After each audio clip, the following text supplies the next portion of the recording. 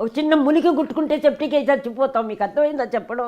వాళ్ళు ఇంత చిన్న పరికరానికే మన ప్రాణాలు పోతే కోట్లుంటాయి పోయిన అనుకొని ఇట్లంత మనుషుల్ని ఒక ప్రాణాన్ని ఒక ఉసురు పోసుకున్నట్టు ప్రతి వాళ్ళని అవాయిడ్ చేసేసి గిల్టీ కాంప్లెక్స్ ఫేసులు కూడా చూసారా? ప్లసెంట్గా ఉండే ముఖాలంతా రఫ్గా తయారైపోయింది, కోపంగా తయారైపోయింది. ఎవరు ప్లసెంట్గా ఉన్నారండి? ఎవరు నవ్వుతూ ఉన్నారు? ఎందుకు ప్లసెంట్గా లేరు? అది చూశానండి ఆ చిన్న బాబు ఎన్టీఆర్ బాబు దగ్గర ఈ మధ్య.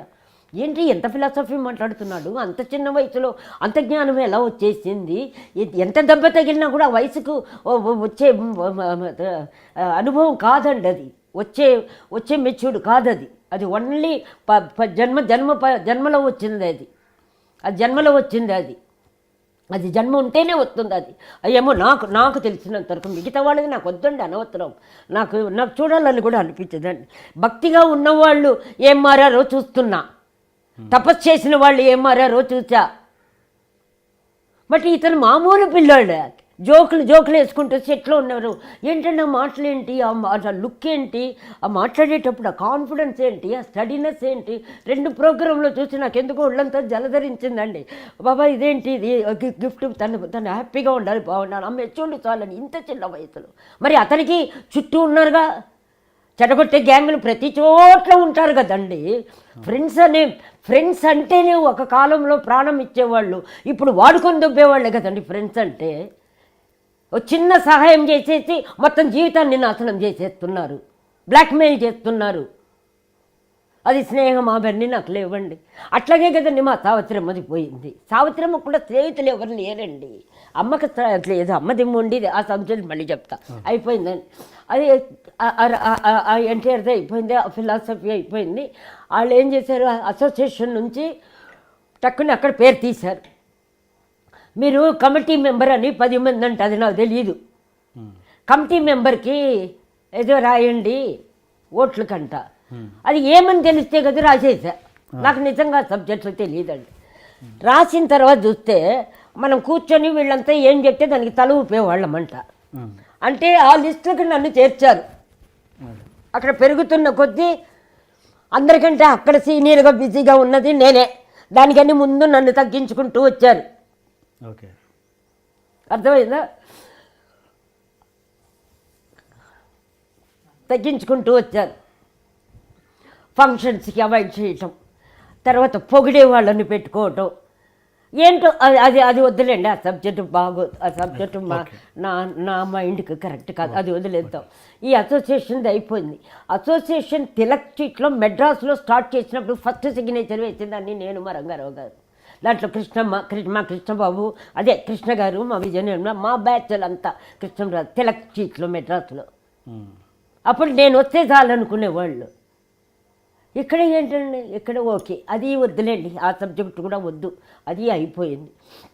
ఓకే, అది వదిలేస్తే ఇప్పుడు నేను అంటే ఇప్పుడున్న సినిమాకి, తెలుగు సినిమాకి మీ ఏజ్ గ్రూప్ ఆర్టిస్టులు నాకు తెలిసి ఆప్షన్ మీరే ఎక్కువగా. మీ ఏజ్ గ్రూప్ ఆర్టిస్ట్ చూసుకుంటే రమాప్రభ గారు అన్నది మెయిన్ చాయిస్ అయి ఉండాలి ప్రతి సినిమాకి.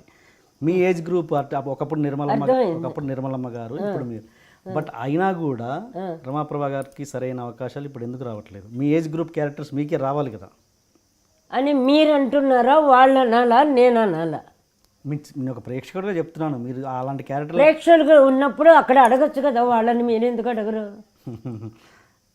మీరెందుకు అడగరండి? నన్ను అడుగుతున్నారండి. మాకు వేషాలు రావద్దు, మాకు అది ఇవ్వద్దని మేము చెప్పము, వాళ్ళు ఇవ్వరు. మీకు అభిమానం ఉన్న వాళ్ళు ఎందుకు అడగరు? నేను అడిగేదానికి మీరు కూడా ఆన్సర్ చెప్పాలి కదా. అన్ని మమ్మల్ని అడిగితే ఎట్లా? వాళ్ళెవరు? నన్ను అడిగారు మీరు. అంటే మీకు సబ్జెక్టే తెలియకుండానే అడుగుతారా? ఎందుకు ఇచ్చుండరు, ఎందుకు రాలేదు అనేదానికి ఏదో కారణం ఉంటుంది కదా. అప్పుడు మీరెందుకు చెప్పరు? మీరు మీడియాలో ఉన్నారు, చిన్నదో పెద్దదో, మీరెందుకు పెట్టలేదు? ఆవిడకి ఎందుకు ఇవ్వలేదు? నేను ఎందుకు అడగలా? అలాంటి డైరెక్టర్ ఇంటర్వ్యూ చేసినప్పుడు అడుగుతాను, ఖచ్చితంగా అడుగుతాం. ఇంటర్వ్యూ చేయటానికి కాదయ్యా, పని ఎందుకు ఇప్పించలా? మీకు అర్థం కాలే? ఇంటర్వ్యూలో అది కూడా మీకోసం పెట్టుకుంటారా అక్కడ? అంటే అది కాదమ్మా. ఇప్పుడు నేను అనేది ఏంటంటే, ఇప్పుడు వాళ్ళ చాయిస్ ఏంటో మనకి ఎలా తెలుస్తుంది? ఎందుకు పెట్టుకోలేరని మనం. అప్పుడు నన్ను మీరు అడగకూడదు. దానికి కారణం నేను చెప్తా, చెప్పండి. ఫస్ట్ వచ్చి business, okay. Second ego, third comfort. Comfort అంటే నీకు ఏది కంఫర్ట్ అంటే నీకు ఏది సంతోషాన్ని ఇస్తుందో, నీకు ఏది లాభాన్ని ఇస్తుందో అది కంఫర్ట్. ఓకే. నా మీనింగే, ప్రతిదీ నా మీనింగే మాట్లాడతానండి. మీరు వేరేగా తీసుకుంటే అది మీ ప్రాబ్లం. ఒక సంతోషాన్ని ఇచ్చేది స్వార్థం. ఆ సంతోషానికి సంబంధించిన కంఫర్ట్గా ఉండే ఇన్సిడెంట్లు నేను తయారు చేసుకుంటా, అది బిజినెస్ అవుతుంది. ఇట్లా ఇన్ని ఉన్నప్పుడు రమాప్రభ వల్ల కంఫర్ట్ లేదు. ఒక ఆర్టిస్ట్ అని తప్ప ఏ విధంగానూ నేను వాళ్ళకు కంఫర్ట్ కాదు. లాభం అంటే కంఫర్ట్కి సంబంధించిన బిజినెస్కి సంబంధించింది లాభం, అది లేదు. ఒక ఆర్టిస్ట్ అంతే, ఆ క్యారెక్టర్ ఏదో చేస్తుంది, తను ఉంటే బాగుంటుంది, ఇది తప్ప అన్నీ మైనస్సే నేను. మరి నన్ను ఎలా పిలుస్తారు వాళ్ళు? ఓకే. వాళ్ళు పిలవరు. అక్కడ ఉన్న వాళ్ళందరూ రూపాయికి ఎవరు వస్తారు, ప్యాకేజీకి ఎవరు వస్తారు. ప్యాకేజ్ అని ఒక సబ్జెక్ట్ ఉంది అక్కడ. ఆ ప్యాకేజ్ ఉంటేనే పిలుస్తారు. ఒక విధంగా ఇది నాకు మైనస్ అయినా ఒక విధంగా నాకు గర్వమే అది. అంటే ఆ ప్యాకేజీకి నా పనికిరాననేగా, నా మీద గౌరవం ఉన్నట్టేగా, అదే నాకు ఇష్టం. అందుకని నాకు ఫీలింగ్ లేదు వాళ్ళు పిలవలేదని. నా మీద గౌరవం ఉంది కాబట్టి నన్ను పిలవాల. నన్ను పెట్టుకుంటే వాళ్ళకు మంచిది కాదని నన్ను పెట్టుకోవాలా. క్యారెక్టర్ ఏమన్నా అయిపోయి, సినిమా ఏమైనా అయిపోయి, ప్రొడ్యూసర్ ఏమన్నా అయిపోయి, మేనేజర్లకు సంబంధం లేదు. వీళ్ళకు కంఫర్ట్గా ఉండాలి. ప్రొడ్యూసర్ ఫోన్ చేస్తాడు, డైరెక్టర్ ఫోన్ చేస్తారు, రమాప్రభను పిలవండి, లేకపోతే అన్నపూర్ణమ్మని పిలవండి, ఎవరో ఒకరిని ఆర్టిస్ట్ని గీతాంజలి పిలవండి అంటారు. వీళ్లకు కంఫర్ట్గా ఉండే వాళ్ళకు మాత్రమే కనెక్షన్ దొరుకుతారు. వీళ్ళ కంఫర్ట్గా లేని వాళ్ళకి అవుట్ ఆఫ్ ఫోన్ లేదు, ఫోన్ దొరకలేదు, ఆవిడ తీయలేదు అంటారు. ఇది అందరికీ తెలిసిన నార్మల్ సబ్జెక్టు. దీనికి ఒక క్వశ్చన్ అక్కర్లే, ఆన్సర్ అక్కర్లే. ప్యాకేజ్ అంటే మీ ఉద్దేశంలో? ప్యాకేజ్ అంటే ఉద్దేశం? ఆ ప్యాకేజ్ అంటే ప్యాకేజ్ అండి. ఉద్దేశం అంటే ఏదో మీరు చిన్న బిడ్డ అడిగినట్టు అడుగుతారు. ప్యాకేజ్ అంటే ప్యాకేజే, కంఫర్ట్ అంటే కంఫర్టే, అంతే అయిపోయింది. వివరాలు అడగండి, కొన్ని టైటిల్స్కి వివరాలు ఉండవు. ఓకే, అట్లా. సరే, అంటే నేను అనేది ఇప్పుడు మీరు ఏదైతే సినిమాలో యాక్ట్ చేస్తున్నారో డైరెక్టర్ చెప్పినట్టుగా, డైరెక్టర్ కోరుకున్న విధంగా మీరు యాక్ట్ చేస్తారా, లేకపోతే మీరు సొంత ఆలోచన? అక్కడ సొంతం అనే ఉండదండి, అన్ని క్యారెక్టర్లు వేసాం కాబట్టి మన మైండ్, మన మెచ్యూర్డ్ మన బాడీలోనే ఉంటుంది అది. అప్పుడు మీరు కూడా కొత్తగా ఏం క్రియేట్ చేసి అడగరు. ఏది చేసినా అమ్మ, అమ్మమ్మ, అక్క, వదిన, చెల్లెలు అంతే. చెడ, మంచ, విల్లన, సాఫ్టా, మొత్తం కలిపి ఈ 9 కదా, 9 భావాలు. ఆ 9 భావాలు 90,000 సార్లు వేసాం కాబట్టి మాకు కొత్త కాదు. కాబట్టి మీరు చెప్పిన వెంటనే అర్థం చేసుకొని చెప్పగలను. భాష అంటారా, మన సూపర్ భాష తెలుగు మనకు అంత తిరగదు. అందుకని ఈ శతదినోత్సవం, వార్షికోత్సవం, తొక్కడాలు ఇవన్నీ రాదు. 100 రోజులు ఫంక్షన్ ఇట్లా ఏదో అంట. ఆ మైనస్సే నాకు ప్లస్ అయింది. అంటే న్యాచురల్గా చేస్తా. అట్లా మైనస్ ప్లస్ అయిన మా పాత వాళ్ళందరూ గ్రేట్ ఆర్టిస్టులే. అల్లు రామలింగయ్య, రాజుబాబు, ఇంకా కొంతమంది ఉన్నారు పేర్లు, అంటే వీళ్ళ దగ్గర ఉన్నారు కాబట్టి వీళ్ళందరూ మైనస్ని ప్లస్ చేసుకున్నాం. అంటాడు రామలింగయ్య, ఈ అనే లోపల డైలాగ్ గుర్తొస్తుంది. రాజుబాబు ఇలా అంటుంటాడు అనే లోపల వీడికి డైలాగ్ వస్తుంది. నేను ఇట్లా అంటాను, నాకు వచ్చేస్తుంది. రెండోది మాటలు తిరగదు. ఆ మాటలు తిరిగేటప్పుడు ఏం చేస్తాను, అక్కడ కాఫీ తీసుకొచ్చి టేబుల్ మీద పెట్టాను, తీసుకుంటారా అంటాడు. ఆ కాఫీ పెట్టాను తీసుకో అంట. అప్పుడు ఏమవుతుంది, అది రాక ఇది చెప్పడం కొంచెం వాళ్ళకి ఏదో ఇంట్లో వాళ్ళు మాట్లాడుకున్నట్టు న్యాచురల్గా ఉండొచ్చు. కాబట్టి ఇది కొంచెం ఆ టైంకి సక్సెస్ అయింది కొత్త భాష.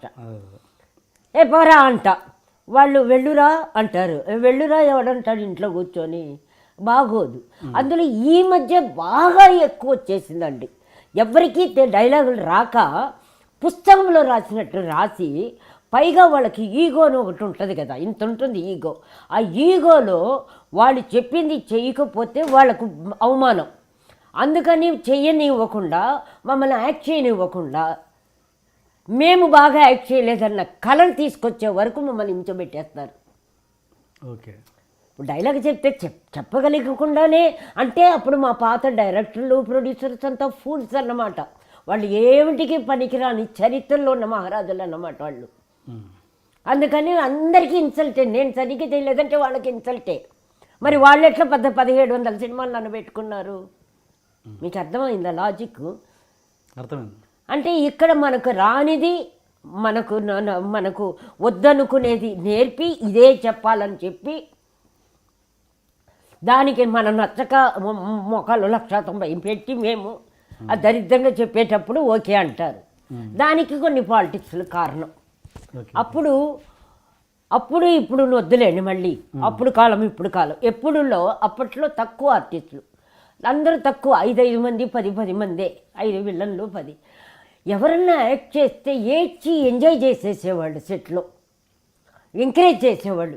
చూడు ఆ ముండ ఎలా చేస్తూ ఉండో, చూడు వాళ్ళు ఎలా ఇట్లా ఉండేది.